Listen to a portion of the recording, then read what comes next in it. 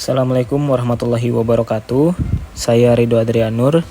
Pada kesempatan kali ini, saya ingin mengajak kita semua untuk merenungkan peran media sosial dalam konteks dakwah, khususnya dakwah yang bersifat multikultural. Judul presentasi saya adalah media sosial sebagai sarana dakwah multikultural. Topik ini sangat relevan karena kita hidup di zaman digital yang sangat cepat berubah dan masyarakat kita juga sangat beragam. Tujuan saya bukan hanya menyampaikan teori, tapi juga mengajak kita semua berpikir bagaimana cara berdakwah yang tidak hanya efektif, tapi juga ramah, toleran, dan menyatukan.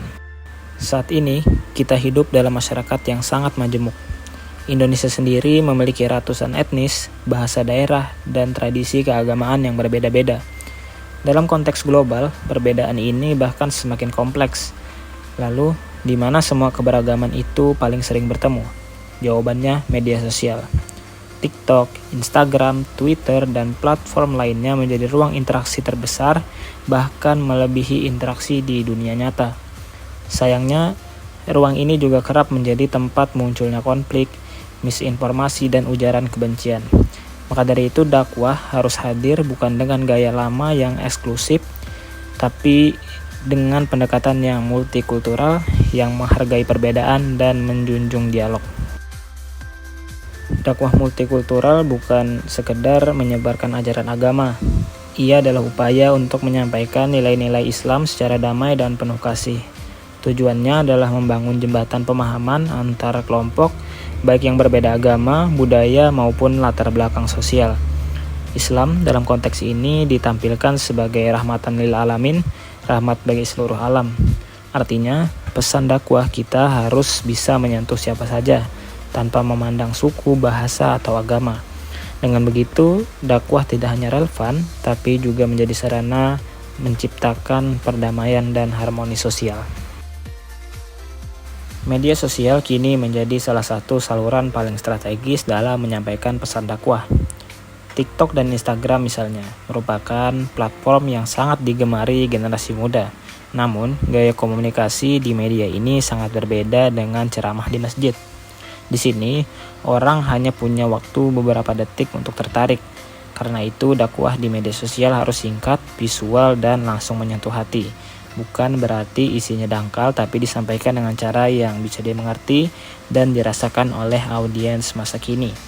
Kita butuh konten yang relatable, yang menghubungkan nilai-nilai Islam dengan kehidupan sehari-hari, dan yang terpenting hindari kesan menggurui. Beberapa kreator dakwah sudah berhasil memanfaatkan media sosial dengan pendekatan yang segar dan diterima banyak kalangan. Contohnya adalah akun Instagram @syubanulmuslimin. Grup ini dikenal dengan konten sholawatnya yang disampaikan dengan cara yang estetik dan penuh ketenangan. Mereka tidak hanya menyanyi, tapi juga menyampaikan pesan dakwah melalui suasana, ekspresi, dan komunitas yang mereka bangun. Di TikTok ada Kadam Siddiq, seorang kreator konten dakwah dengan pendekatan santai dan humoris. Kontennya sering menggunakan bahasa sehari-hari, membahas topik kekinian, tapi tetap mengandung pesan moral dan ajaran Islam yang kuat. Keduanya adalah bukti bahwa dakwah bisa fleksibel, bisa menyesuaikan medium dan audiens tanpa kehilangan substansi. Tentu saja, dakwah di media sosial tidak tanpa tantangan. Ada polarisasi opini yang tajam, misalnya ketika satu pandangan keagamaan diserang oleh kelompok lain. Ada juga penyebaran hoaks berkedok agama dan ujaran kebencian yang bisa membahayakan kerukunan. Ditambah lagi budaya cancel culture membuat seseorang mudah dijatuhkan hanya karena perbedaan pendapat. Lalu bagaimana solusinya? Pertama, pentingnya literasi digital baik untuk dai maupun audiensnya.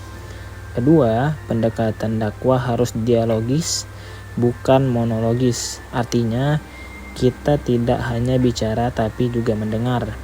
Dan terakhir, penting untuk menjalin kolaborasi lintas budaya, menunjukkan bahwa Islam bukan agama yang eksklusif, melainkan inklusif dan terbuka untuk kerjasama. Secara teori, dakwah multikultural telah dibahas oleh beberapa tokoh besar. Profesor Dr. Ajumardi Azra misalnya, menekankan bahwa dakwah harus kontekstual, artinya isi dan gaya penyampaian harus sesuai dengan konteks sosial budaya tempat dakwah itu dilakukan.